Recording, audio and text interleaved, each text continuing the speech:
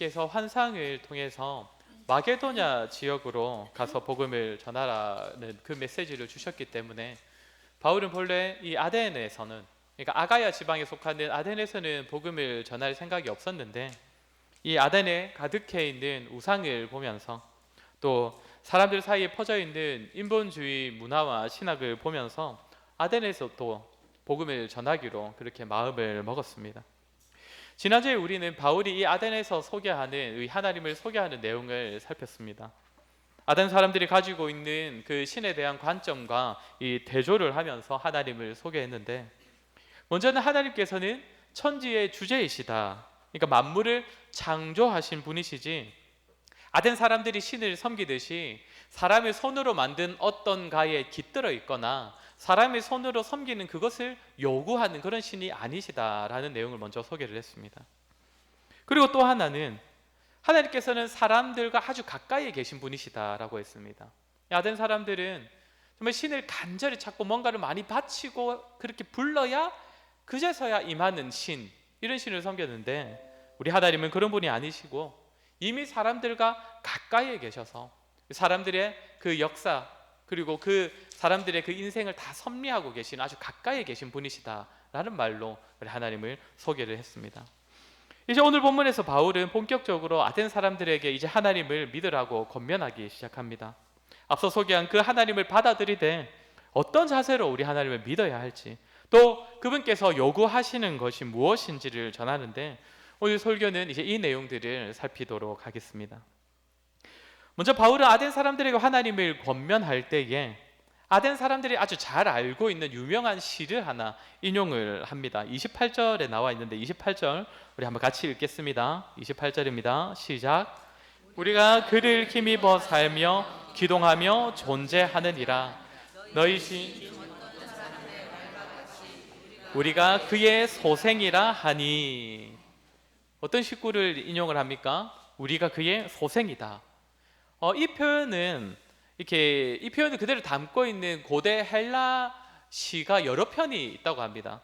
근데 그 중에서 아라투스라는 사람이 쓴 페노메나라는 시에 정확하게 이 문구가 그대로 이렇게 들어가 있는데 바울이 이 시를 인용을 한 것이죠.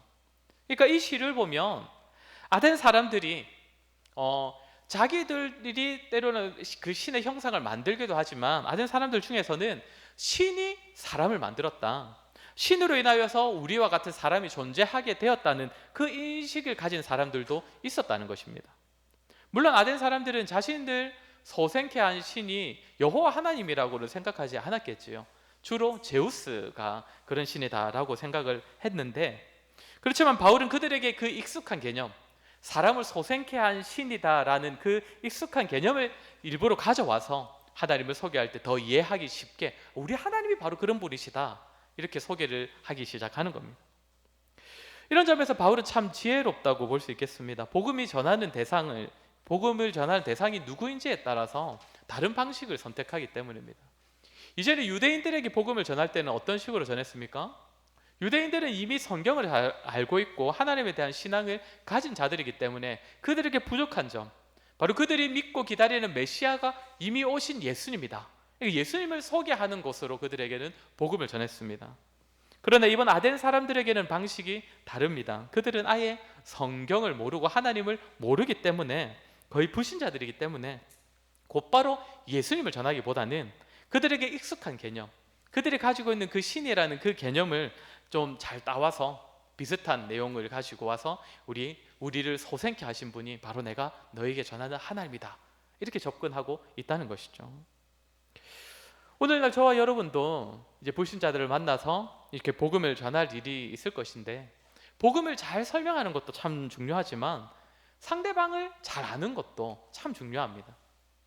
하나님을 믿으니 나는 너무나 좋더라 라고 하면서 이 좋은 분을 너도 믿었으면 좋겠어 라고 전하지만 그 우리가 좋은 점이 사실 상대방 입장에서는 별로 좋은 점이 아닐 수도 있거든요. 그렇기 때문에 복음을 전하고자 하는 대상, 그러니까 그 사람이 가진 문제가 무엇인지, 그 사람이 가지고 있는 고민과 어려움이 무엇인지, 그리고 그것을 잘 알고 그것에 있어서도 유일한 해결책은 바로 우리 하나님이시다, 이렇게 복음을 전할 수 있어야 한다는 것입니다.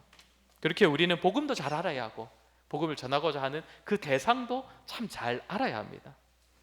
복음을 왜곡하지는 않되 우리가 상대방을 잘 살펴서 그 복음을 지혜롭게 잘 전할 때에 받아들이는 사람도 거부감 없이 또 그에게 잘 복음이 전해질 것입니다.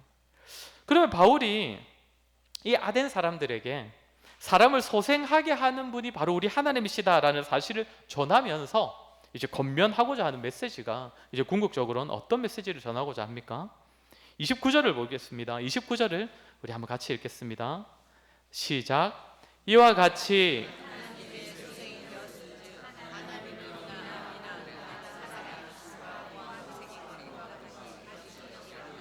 여길 것이 아니니라. 하나님께서 우리를 만드신 분이지 우리가 하나님을 만들어내는 것이 아니다. 그렇게 너희처럼 이렇게 금이나 은이나 돌에 새길 필요도 없고 사람의 기술이나 고안은 사람의 사상, 사람의 생각을 말하는 겁니다. 그렇게 사람의 사상을 담아서 뭔가를 만들어내어서 섬길 뿐이 아니다 라는 그 말을 전하는 겁니다.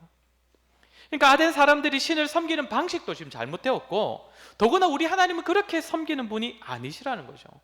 그렇기에 신상과 신전으로 가득한 이 아덴은 사실상 그저 우상을 섬기는 것뿐이다. 너희는 신을 섬기는 것이 아니다. 이 말을 하는 겁니다. 그러면서 바울은 이들에게 회개하기를 촉구합니다. 잘못되었으니 돌이켜라는 것이죠. 30절도 같이 읽겠습니다. 알지 못하던 시대에는 하나님이 간과하셨거니와 이제는 어디든지 사람에게 다 명하사 회개하라 하셨으니. 그러니까 알지 못하던 시대, 그리고 우상 숭배에 대해서, 그러니까 하나님 앞에서 이제 하나님께 어떻게 나아가야 할지 잘 모르던 그 시대에는 사람들이 하나님께 자신의 속죄를 위해서는 어떻게 해야 했습니까? 반드시 성전으로 나와서 제사를 드려야 하는 그런 번거로움이 있었는데 그때는 하나님께서 때로는 죄에 대해 눈 감아 주셨다. 그러나 지금은 다르다. 이제는 예수님께서 오신 이후로는 그렇게 제사로 하나님께 나아가는 것이 아니라 성령 하나님을 통하여서 모든 사람이 각자의 자리에서 언제든지 하나님께 나아갈 수 있기 때문에 지금 하나님께서 간과해 주시기를 기다릴 것이 아니라 회개해야 한다. 나 하나님께 돌이켜야 한다. 그냥 너희가 이렇게 우상숭배하는 것을 그냥 하나님께서 눈 감아 주지 않으신다. 회개해야 한다라고 권면을 하는 겁니다. 그러면 왜 회개해야 하느냐? 왜 회개해야 한다고 권면을 합니까? 우리 31절도 같이 읽겠습니다. 이는 정하신 사람으로 하여금 천하를 공의로 심판할 날을 작정하시고 이에 그를 죽은 자 가운데서 다시 살리신 것으로 모든 사람에게 믿을 만한 증거를 주셨음이니라 하니라. 아멘. 하나님께서 심판할 날을 작정해 두셨기 때문에 회개하라 라는 겁니다. 이렇게 헛된 신을 섬기는 자들에 대하여서, 우상을 섬기는 자들에 대하여서 하나님께서 반드시 심판하실 것이기 때문에 너희는 여기서 회개해야 한다. 그러면서 예수님께서 죽으셨다가 살아나신 이 사건이 하나님의 심판에 있을 것, 하나님의 심판이 반드시 있을 것을 증거한다라고 말합니다. 예수님께서 왜 죽으셨습니까? 죄에 대하여 심판하시는 하나님이시기 때문에 죽어야 했습니다. 부활하신 예수님께서는 어떤 분이 되셨습니까? 심판의 주로 다시 오실 겁니다. 그러니 예수님의 죽으심도, 예수님의 다시 사심도 죄에 대한 심판, 특별히 우상 숭배하는 자들에 대한 우리 하나님의 심판이 반드시 있을 것임을 나타낸다는 것이죠. 이렇게 바울은 아덴 사람들에게 먼저는 그들의 신앙이 잘못되었다는 것, 그것은 우상 숭배이고 하나님께서는 반드시 그런 우상 숭배자들에게 심판하시는 분이시기 때문에 회개하라 라고 권면을 하는 겁니다. 계속 말씀드리지만 아덴은 사람의 숫자보다 신의 숫자가 더 많다고 할 만큼 우상으로 가득한 곳이니 지금 바울이 전하는 이 복음은 그들에게 아주 절실히 필요한 내용입니다. 심판받아 마땅한 땅이 아덴이고 그렇게 심판을 피하기 위하여선 회개하라, 하나님께 돌이키라 라고 메시지를 전하는 것이죠. 그러나 중요한 것은 바울이 전하는 이 복음이 그 당시 아덴 사람들에게만 중요한 메시지가 아니라 오늘날의 성도들, 저와 여러분에게도 던지는 메시지가 있다는 사실입니다. 우상숭배는 단지 이방 신상을 만들어 섬기는 자들에게만 해당되는 문제가 아니기 때문입니다. 데이비드 클락슨이라는 청교도 목사님이 한 분 계신데 그분이 이런 말을 했습니다. 세상에만 우상이 존재하는 것이 아니라 세상의 종교에 대한 깊은 종교성을 가진 그 사람들에게만 우상이 있는 것이 아니라 교회 안에, 성도들의 마음 안에도 우상이 가득하다라는 말을 했습니다. 아마 여기 계신 많은 성도님들도 성도의 우상 숭배에 대한 이런 메시지를 많이 들어보셨을 것입니다. 우리가 자주 이야기하지 않습니까? 사실 이런 메시지는 우리의 마음을 참 불편하게 만들고 또 찌르기도 하고 또 아프게 만드는 내용이지만, 그럼에도 우리가 이런 메시지를 반복적으로 들어야 하는 이유는 우리 모두가 사실 언제든지 우상 숭배에 빠질 위험에 놓여 있는 자들이기 때문입니다. 그렇다면 먼저 우상이 무엇입니까? 어떤 신을 상징하고 나타내는 신상만이 우상이 아니지요. 그런 신을 섬기는 것만이 우상 숭배가 아닙니다. 우리의 마음을 사로잡고 있는 모든 것이 사실 우상이 될 수 있습니다. 이것만 있으면 내 삶이 더 의미가 있을 것이다. 이것이 주어지면 내 삶이 더 행복해질 것이다. 내가 지금 간절히 원하는 이것만 이루어지면 내가 사람들에게 더 인정받을 수 있을 것이다 라고 여기면서 우리의 마음을 빼앗는 것, 그것이 사실 다 우상이죠. 그렇게 우상은 우리가 이미 가지고 있는 것이나 우리가 바라는 것이나 우리 주변에 존재하는 그 무엇이 얼마든지 우상이 될 수 있습니다. 가정일 수도 있고요, 자녀일 수도 있고, 우리의 연봉이나 사회적인 지위, 그리고 젊은 사람들에게는 뭔가 이성과의 로맨틱한 그런 사랑이 우상이 될 수도 있다는 것입니다. 사역자들에게도 우상이 참 많이 있습니다. 하나님과 상관없이 일하게 되는 것, 하나님과 상관없이 그저 교회의 규모나 교회의 분위기만을 쫓아서 사역하는 것, 그런 것이 사역자의 우상이 될 수도 있는 것이죠. 제 개인적으로 요즘에 이 세계적으로 가장 유명한 목사님이 있다면 아마 팀 켈러라는 목사님이 아닌가 생각되는데, 이 목사님이 쓰신 책 중에 내가 만든 신이라는 책이 있습니다. 제목만 들어봐도 어떤 내용을 다룰지 좀 감이 오시죠. 성도들에게 있는 우상 숭배에 대한 그런 내용들을 적은 것이죠. 이분이 하신 말씀 중에서 우리에게 있는 우상을 분별할 수 있는 질문이 몇 가지 있다 라고 하면서 그 질문을 소개를 하는데, 지금 제가 말씀드릴 때는 한번 자기에게 한번 던져보시기 바랍니다. 먼저는 자신이 주로 생각하는 것이 무엇인가, 자신이 주로 생각하는 내용이 무엇인가입니다.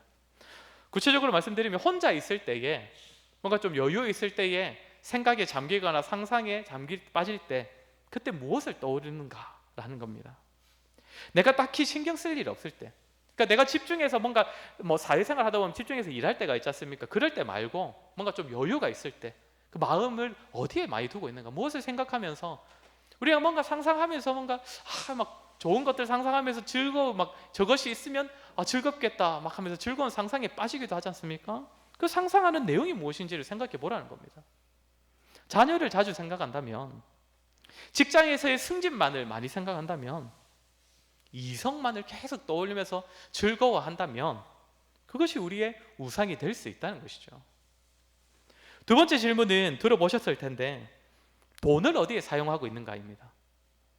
예수님께서도 네 보물이 있는 곳에 네 마음이 있다라고 말씀을 하셨지요. 우리가 물질을 많이 사용하고 자주 사용하는 그곳이, 그 대상이 우리에게 우상이 될 수 있다는 것입니다. 옷일 수도 있고요, 집일 수도 있고, 자녀 교육일 수도 있습니다. 그리고 사람들과의 관계, 성도의 교제는 참 중요하고 필요한 것이지만 또 지나치게 그런 관계에 집착하는 경우도 있지 않겠습니까? 그렇게 우리가 물질을 많이 지출하는 그 분야가, 그것이, 그 대상이 우리의 우상이 될 수 있다는 겁니다. 세 번째로는 우리의 삶을 이끄는 것이 무엇인가입니다. 이것은 기도와 관련해서 좀 예를 들어보면 쉽습니다. 성도는 자신의 삶을 두고 늘 기도하며 살지 않습니까? 바라는 것과 원하는 것과 또 계획하고 준비하는 것을 위해서 항상 기도를 합니다. 그런데 만약에 그 기도가 이루어지지 않았을 때, 그 기도에 대한 응답이 없을 때, 그 기도했던 부분이 좌절되는 순간에 그것을 기도 응답으로 받아들이지 못한 마음 상태라면 그것은 이미 하나님을 섬기기보다 그 기도하면서 매달렸던 그것을 사실상 섬기고 있었을 가능성이 높다는 것이죠. 그래서 사실상 하나님을 쫓아서 신앙생활을 하며 살았던 것이 아니라 하나님께서 주실 뭔가를 가지고 그것을 쫓아서 살았을 가능성이 높다는 것입니다. 사랑하는 성도 여러분, 어떠십니까? 이 세 가지 질문을 스스로에게 던져보았을 때에 우리를 사로잡고 있다고 여겨지는 우상은 없습니까? 평상시 우리의 생각을 사로잡고 있고 우리가 상상하면서 즐거워하는 것, 우리의 물질을 많이 투자하고 있는 것, 우리가 기도까지 해가면서 간절히 채워지길 바랬는데 원하는 대로 되지 않았을 때 마음적으로 굉장히 힘들어지는 그런 것 우리에게 있지 않습니까? 처음에는 순수한 마음이었을지 모릅니다. 하나님께서 허락하시면 내가 더 성숙한 신앙생활을 할 수 있겠다는 그런 다짐으로 기도하면서 구해왔을지 모르지만 어느새 우리의 마음을 다 빼앗긴 채 우리도 모르게 하나님이 아니라 어느새 그것을 섬기고 있는, 그리고 집착하고 있는, 혹시 저와 여러분에게도 그런 것들이 있지는 않습니까? 우리는 우리 자신을 잘 살피고 냉정하게 좀 돌아보아야 합니다. 우리도 모르게 빠져있는 우상숭배, 그냥 우리의 작은 연약함으로 치부하지 않고 우리가 정말 심각하게 받아들여야 합니다. 한때 잠시 유혹받는, 그리고 이제는 괜찮은 그런 정도가 아니라, 그렇게 가볍게 여길 것이 아니라 우리가 한평생을 두고 정말 싸워야 할, 정말 끈질기게 우리 안에서 자리 잡고 있는 그런 죄가 바로 우상숭배의 죄입니다. 그러면 왜 우리는 우리가 가진 이 우상으로부터 지속적으로 자신들을 잘 돌아보아야 하는가? 역시 세 가지로 말씀을 드릴 건데, 먼저는 루터의 말을 빌리자면 이것이 하나님께서 주신 첫 계명이기 때문입니다. 전에 제가 그 루터교의 10계명은 우리와 조금 다르다는 말씀을 드렸는데, 루터교는 우리가 지금 10계명으로 알고 있는 1계명, 2계명을 합해서 제1계명으로 안다고 말씀을 드렸지요. 루터는 하나님께서 왜 첫 번째 계명으로 우상 숭배에 대한 계명을 처음으로 주셨는가라고 말하면서 이 우상 숭배가 바로 모든 죄의 기초, 모든 죄의 뿌리가 되기 때문에 하나님께서 첫 계명으로 주신 것이다 라고 가르칩니다. 죄의 실체는, 우리의 삶을 무너지게 하는 죄는 하나님의 자리에 다른 것을 두고 하나님을 밀어내고 가짜 신, 잘못된 신을 그 자리에 두면서 계속적으로 그 신을 만나고 그 신을 섬기려 하기 때문이다 라는 것이죠. 성도 여러분, 원죄가 무엇입니까? 사람의 죄가 어디서부터 시작되었습니까? 사람이 하나님이 되고 싶어 했던 것 아닙니까? 하나님의 자리에 하나님을 몰아내고 자기 자신을 앉히려고 했던, 자기 자신을 섬기려 했던 그 우상숭배, 그것이 바로 원죄 아닙니까? 마찬가지로 지금도 우리의 마음을 하나님이 아니라 다른 것에 빼앗기는 그 모습이 우리의 삶을 지속적으로 더 크고 더 많은 죄의 자리로 인도하기 때문에 우리는 우리 안에 있는 우상을 늘 돌아보아야 한다는 것입니다.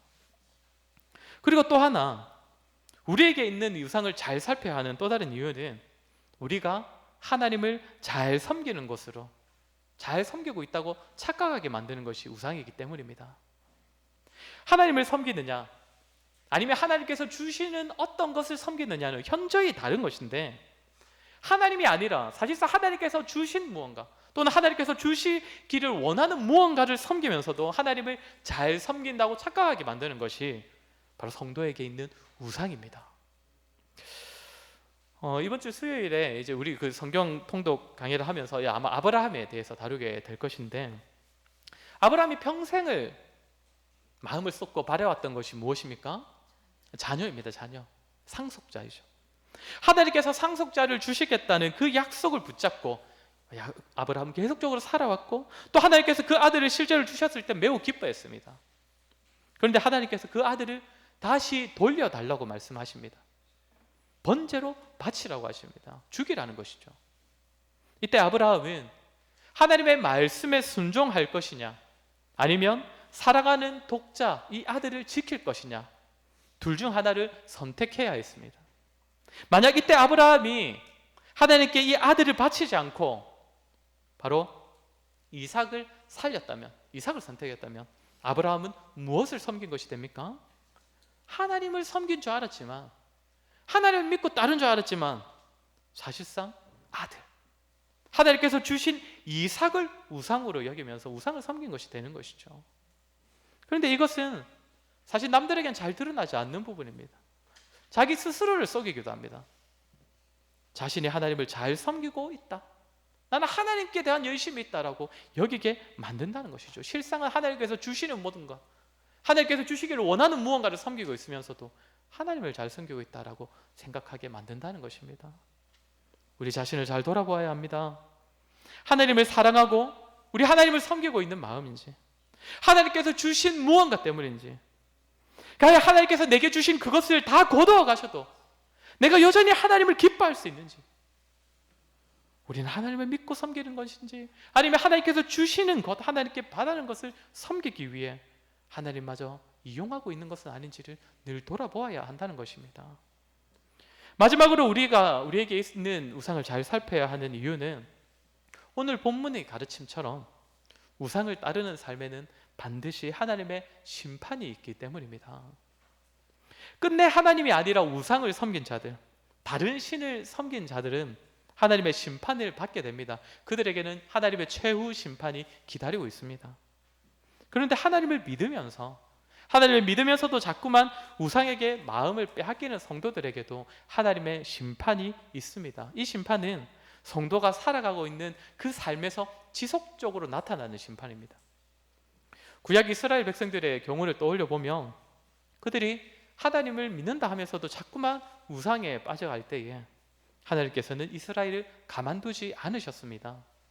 지속적으로 이방 나라들을 사용하셔서 그들을 때리시고 그들을 벌하셨습니다.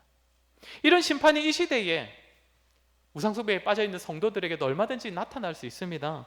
하나님을 믿는다면서 우상을 섬기는 자의 삶에서 우리 하나님의 징계는, 우리 하나님의 벌은 얼마든지 나타날 수가 있습니다. 그것이 하나님의 심판이지요. 그러나 이러한 징계보다 우상에게 마음을 빼앗긴 성도들에게 더욱 자주, 더욱 분명하게 나타나는 하나님의 심판이 있는데, 그것은 바로 영적인 공허함입니다. 하나님을 섬긴다면서 마음속 우상을 섬기는 신자의 삶은 계속적으로 허무함과 허망함에 빠지게 됩니다. 채워지지 않는 공허함.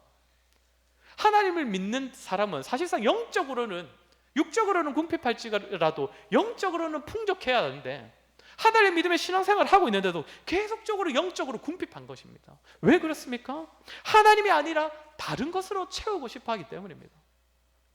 이런 자들은 로마서 1장에서 말씀하시는 것처럼 하나님께서 그들을 내버려 두심으로써 영적인 공허함, 아무리 채우려 해도 채워지지 않는 영적인 궁핍함에서 헤어나오지 못하는 그런 하나님의 심판을 지속적으로 삶에서 받게 된다는 것이죠. 사랑하는 성도 여러분, 우리 자신을 한번 잘 돌아보았으면 좋겠습니다. 저와 여러분에게도 죄의 뿌리가 될 만한 그런 우상이 있지 않습니까? 지속적으로 우리의 마음을 빼앗겨서 점점 하나님을 멀리하게 만들고 이제는 더 큰 죄의 길로 빠지게 만들 만한 그런 우상이 우리에게 있지 않습니까? 우리에게도 하나님을 잘 섬기는 것처럼 착각하게 만드는 것 있지 않습니까? 알고 보면 하나님이 아니라 하나님께서 주시는 무언가 때문에 내가 하나님을 간절히 찾고 매달리고 있는데 마치 하나님을 잘 섬기는 것처럼 착각하게 만드는 그런 요소가 우리에게 있지는 않습니까? 저와 여러분에게도 정말 이것만 하나님께서 주시면 내가 영적으로도 풍성한 삶을 살아갈 수 있을 것이라 생각을 했는데, 그래서 그것을 취하기 위하여서, 얻기 위해서 정말 노력했고, 그래서 실제로 얻게 되었는데 여전히 마음에는 채워지지 않는 영적인 궁핍함에 놓이게 만드는 그런 우리의 마음속 우상은 있지 않습니까? 왜 없겠습니까? 연약하고 완악한 우리의 마음을 지속적으로 빼앗는 것들이 분명 하나 둘씩 있을 것입니다. 그렇게 우리에게도 요구되는 것은 회개입니다. 회개. 아덴 사람들에게만 요구되는 것이 아니라, 이방신을 섬기는 자들에게만 요구되는 것이 아니라, 하나님을 믿는 우리도 우리의 마음을 빼앗는 우상으로부터 지속적으로 돌이켜야 한다는 것입니다. 하나님께서 우리에게 우리의 마음을 냉철하게 잘 살펴서 우리의 마음속 우상이 무엇인지를 보게 하시고 깨닫게 하시고 그 우상으로부터 마음과 육신을 돌이키게 해주시기를 우리 지속적으로 기도해야 합니다. 팀 켈러 목사님이 말한 것처럼 그런 질문들을 우리 자신들에게 계속적으로 던지고 또 스스로를 잘 살펴서 정말 그런 작업들이 때로는 우리의 마음을 너무나 불편하게 만들지라도, 때로는 우상인 것을 발견할 때마다 우리 마음이 너무나 아파서 찔려서 괴로울지라도 하나님을 잘 섬긴다고 착각하게 만들고 더 많은 죄에 빠지게 만들고 지속적으로 영적인 궁핍함에 놓이게 만드는 그런 우상들을 우리가 계속적으로 잘 살펴서 돌이켜야 한다는 것입니다. 이것 말고는 답이 없습니다. 사랑하는 성도 여러분, 하나님께서 저와 여러분에게 정말 마음속 우상을 깨닫게 해주시고 무엇보다 그 우상으로부터 마음과 육신을 돌이킬 수 있는 힘과 능력을 주시기를 주의 이름으로 간절히 축원합니다.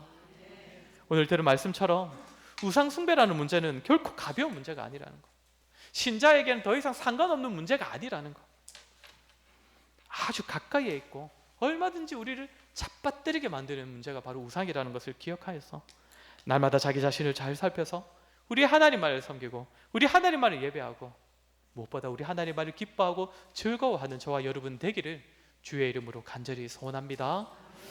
우리 시간에 들은 말씀을 두고 우리 한번 같이 기도했으면 좋겠습니다.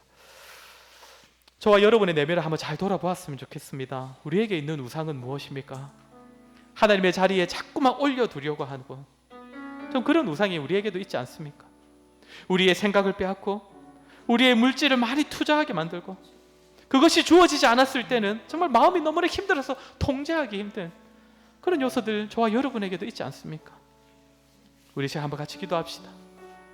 정말 하나님 앞에서 우리의 마음을 정직히 살피면서 우리 이 시간 기도했으면 좋겠습니다. 하나님, 우리의 마음을 돌이켜 하나님만을 기뻐하고 섬기는 우리가 되게 하여 주시옵소서. 더 큰 죄의 길로 인도하고 하나님을 잘 섬긴다고 착각하게 만들고 영적인 허무함의 심판에 놓이게 만드는 우리 마음속 우상을 잘 돌아보고 그 우상으로부터 우리의 마음을 돌이킬 수 있도록 도와주시옵소서. 우리의 가정, 직장, 돈, 자녀, 이성 이런 것이 하나님보다 우리의 마음을 더 빼앗는다면 하나님 속히 돌이킬 수 있도록 우리에게 힘과 믿음을 더하여 주시옵소서. 우리 시간 들은 말씀을 기억하며 우리 같이 기도하도록 하겠습니다. 기도하겠습니다.